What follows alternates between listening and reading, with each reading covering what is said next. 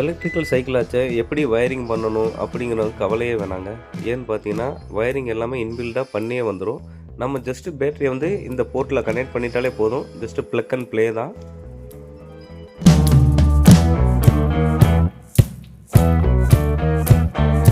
ஹேண்ட்பாரில் left side பார்த்தீங்கன்னா டிஸ்பிளேயும், right side பார்த்தீங்கன்னா த்ராட்டலும் வந்துடும்.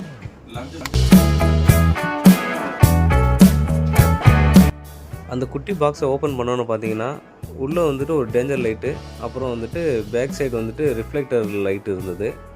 அப்புறம் பார்த்தீங்கன்னா ஒரு சின்ன அலாங்கி கொடுத்துருந்தாங்க டைட் பண்ணுறதுக்கு. அப்புறம் ஒரு ஸ்பேனர் ஒன்று கொடுத்துருந்தாங்க. அப்புறம் பார்த்தீங்கன்னா நம்ம பெடல் 2 பெடல் கொடுத்துருந்தாங்க.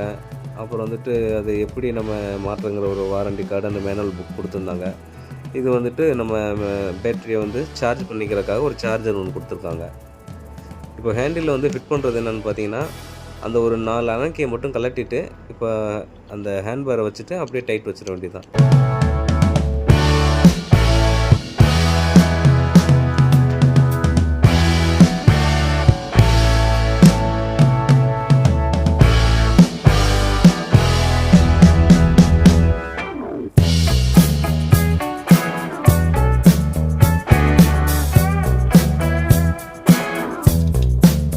நம்ம MS டோனி வந்து சிக்னேச்சர் போட்ட ஸ்டிக்கர் வந்து அந்த பாரில் வந்து ஸ்டிக்கரிங் பண்ணியிருந்தாங்க.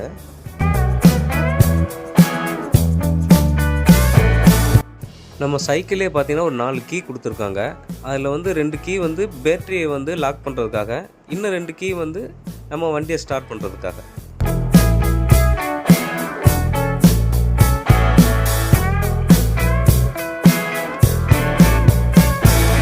இப்போ நம்ம ஃப்ரண்ட் வீலை மாட்ட போகிறோம். அதுக்கு முன்னாடி பார்த்தீங்கன்னா மர்காடில் வந்துட்டு ஒரு நட்டு போட்டு மர்காடை ஃபஸ்ட்டு மாட்டிட்டு, ரெண்டாவது ஃப்ரண்ட் வீலை பார்த்தீங்கன்னா அதில் அந்த 2 பக்கம் வந்து நட்டு இருக்கும்.